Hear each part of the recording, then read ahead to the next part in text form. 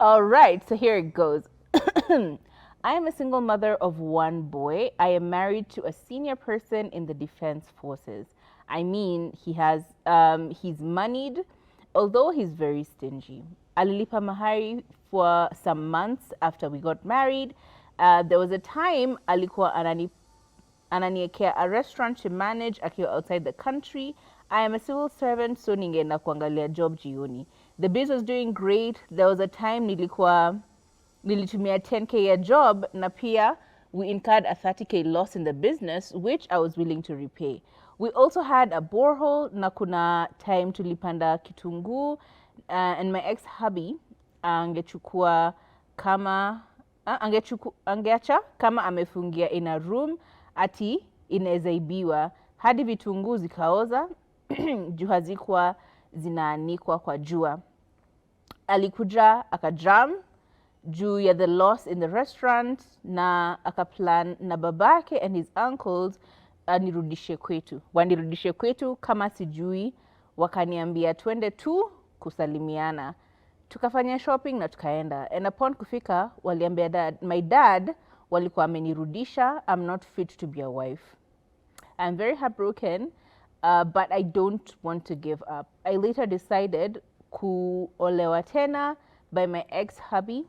But my ex-hubby akajitokeza ati I am still his wife juu alikuwa amelipa mahari na siezi olewa na akaambiwa arudishe mahari. Akiambiwa arudishiwe mahari hataki. Our wedding was scheduled to take place this month, but ilikuwa postponed. Ikifika hapo nafaa kufanya aje. So basically she says that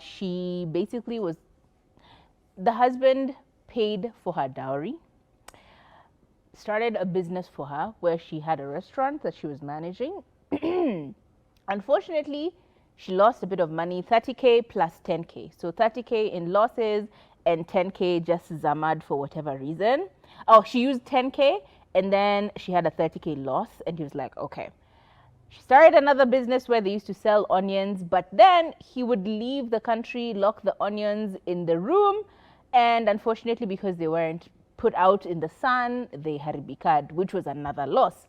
So he said, I'm done, I'm taking you back home.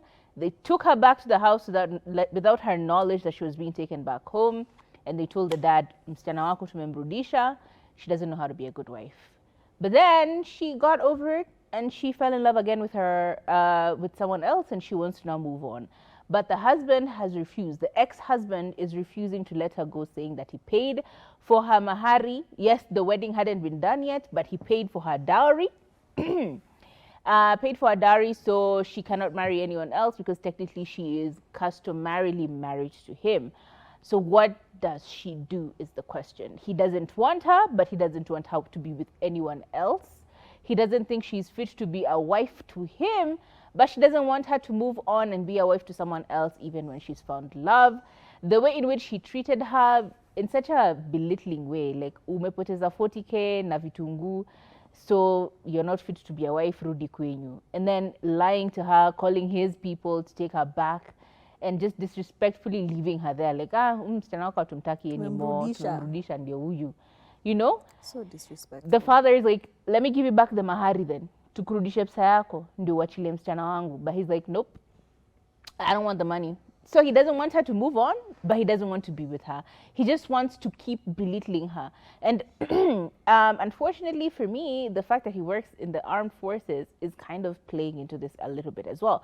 Because there's unfortunately a superiority complex when you've been dealing your whole life, you know, saving people's lives and being in charge of countless lives. You start to have like a God complex, like a superiority complex where you're like, yeah, I am God. What are you going to do? I can start and end your life. What are you going to do?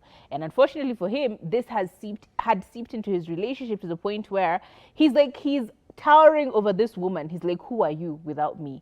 And now that she's showing him that I am a person without you, he can't grasp that. The narcissism, the God complex, the superiority complex is not allowing him to understand that she doesn't need me. She's happy. She's moved on. Let her be. He just wants to continue to control her life and make her feel small so he has something to step on, like a doormat to step on every time he's walking in and out of her life.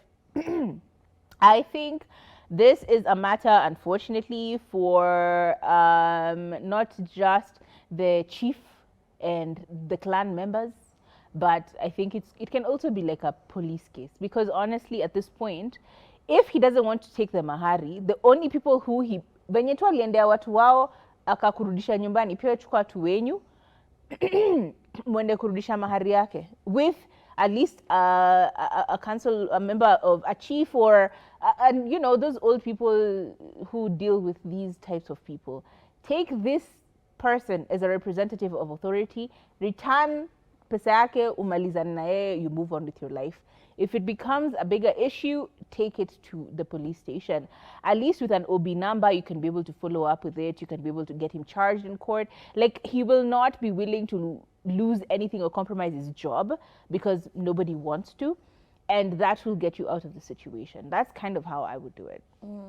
It feels like one of those situations where it's so steeped in customary customs and everything. Yeah. Because the fact of the matter is, you guys you had acknowledged customarily that you had married, taken their daughter. You were not legally married. You never went and had a legal wedding. So, but in the eyes of the law, you are married. Okay, so if you've lived with someone according to the Attorney General's office, if with more than 2 years consecutively, you guys are married. Yeah, but here's the thing. They pretty much dissolved the wedding when they took you back. Him and his uncles took you back to, and it was even without your knowledge. You know, it was so sprung. You thought you were going to see your father. You thought you were going to visit some people. And then they're just like, oh, we have come to visit. No, we've come to take her back. So even that, you know, like the malicious intent that followed that, because it is, what? That is too much. I thought I'm going to say hi to my dad. Kumbe, I'm being brought back. You know, he just wanted to hurt you in the worst way possible. And for what reason? Well. Because these things are normal. Businesses suffer losses all the time, and it's quite normal. Other things happen. It's normal. The Kitungu situation, you locked the Vitungus in a room because you thought they would be stolen. It's not her fault that they rotted. It was your fault because you were too paranoid. So at the end of the day, baby girl, set yourself free. Go to court and say, yes, customarily, he paid bride price. He does not want it back. He does not want me back. All he wants is for me not to move on. Does that sound fair? No, it does not. And also protect yourself, because we are living in Kenya, and the reality is femicide is at an all-time high. Yeah. That's the reality that we're living in. So find ways to protect yourself. Unfortunately, we have to say that. But don't be led by fear. This is just a very narcissistic man who just wanted to control you, and he made a mistake, and now he kind of wants to control you still. You don't want me, but you don't want me to move on. What nonsense. Anyway, I hope you guys are having a lovely evening. We will end our show here. My name is Tori Faye. And my name is Kathomi Kathomi. Bye.